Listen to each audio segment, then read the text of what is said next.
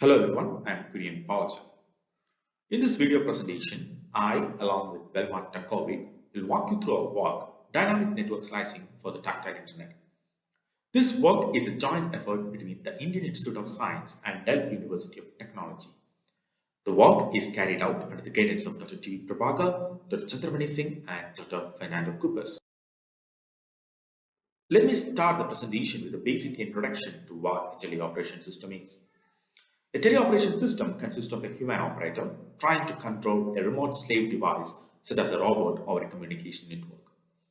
The operator, to perform the control actions, might use different kinds of feedback. For instance, it could be a video feedback, a audio feedback, or a haptic feedback.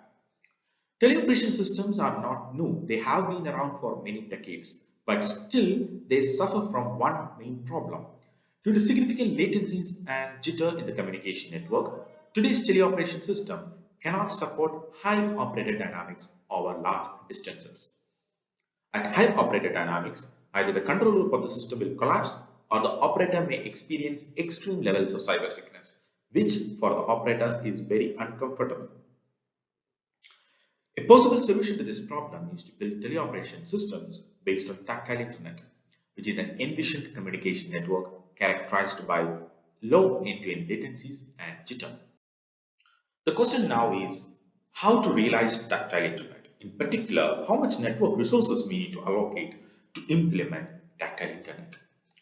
If you're a communication network designer, you have two choices here. The first choice you have is to allocate network resources to support the average operator dynamics seen in a given application.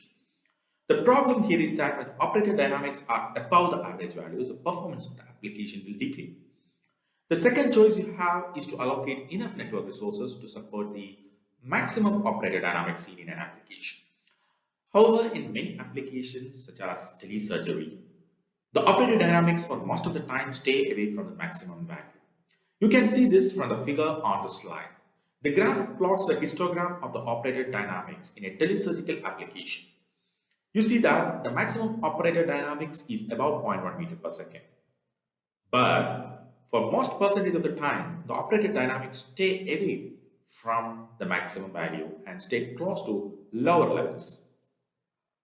So for these applications, if you allocate network resources to support the maximum dynamics, then for the most duration of the application, the network resources will stay underutilized.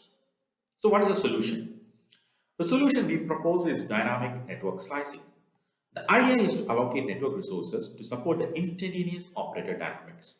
The allocation of network resources is thus dynamic and follows the operator dynamics. Let me now pictorially explain how dynamic network slicing looks like. The figure shows a network slice colored in red that connects a master side operator and a slave side robot. This network slice contains the necessary network resources to support the current operator dynamics. When operator dynamics change, we create a new slice with the resources necessary to support the new dynamics and switch the flow of the IP packets from the old red slice to the new blue slice.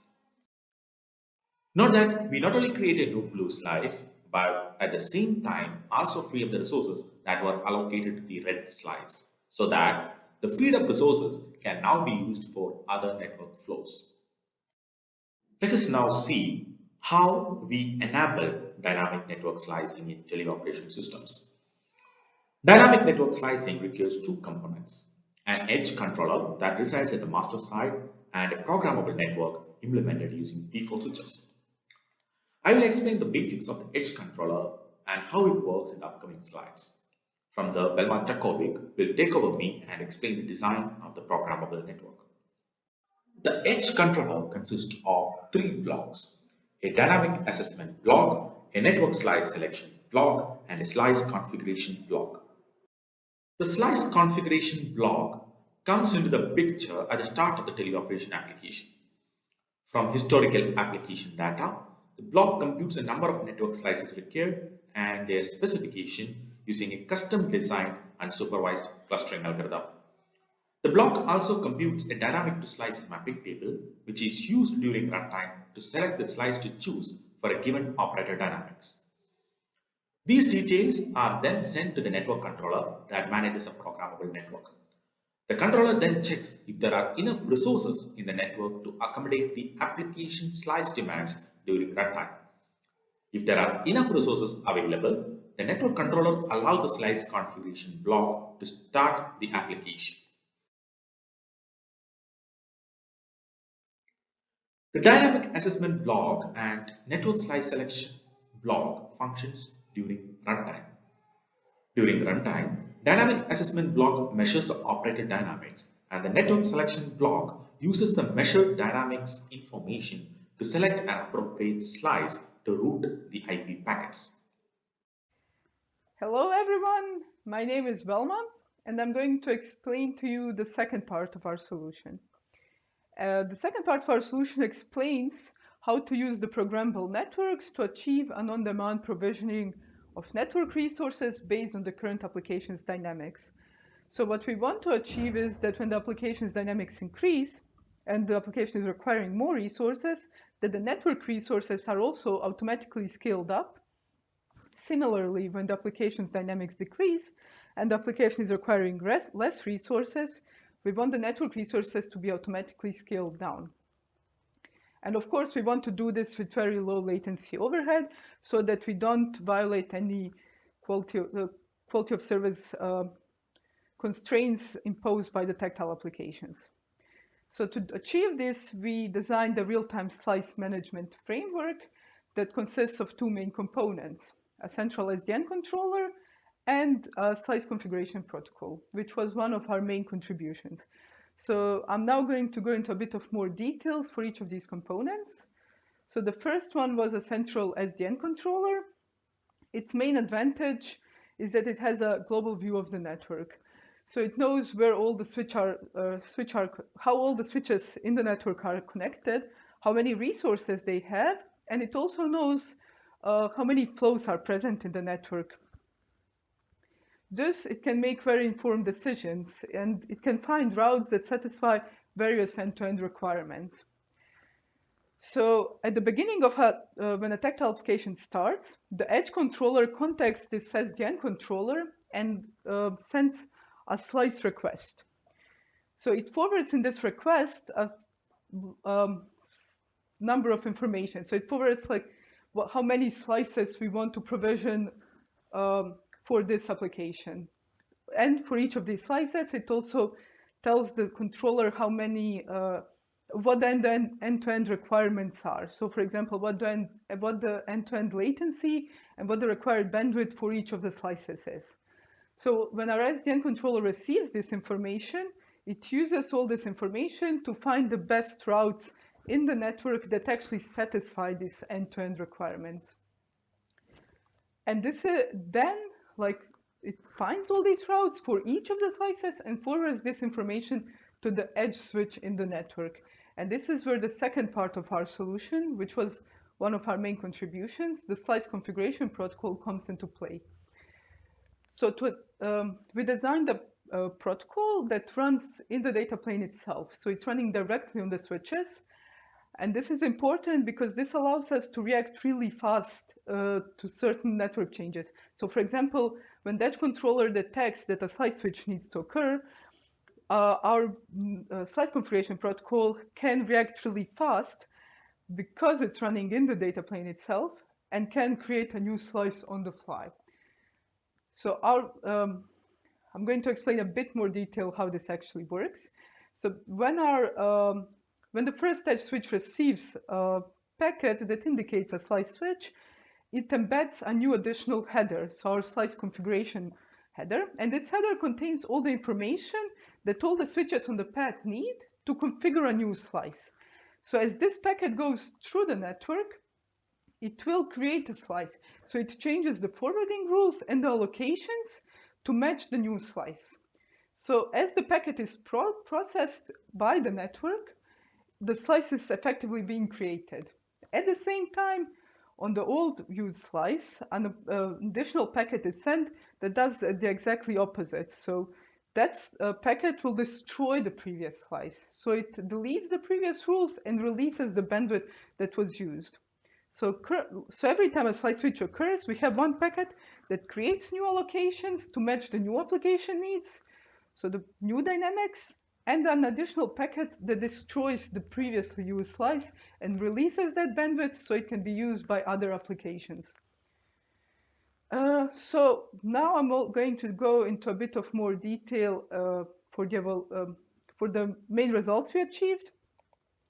So first, we started by comparing our dynamic network slicing to a solution that uses static allocation of resources. And some of our main findings are summarized in this table. So we can see that when our solution is enabled, so when dynamic network slicing is used, that the index I reduces significantly. So the index I actually is the measure of network resource cost. So the lower the value, the more efficiently the network resources are used. And we can see that we achieved a significant improvement.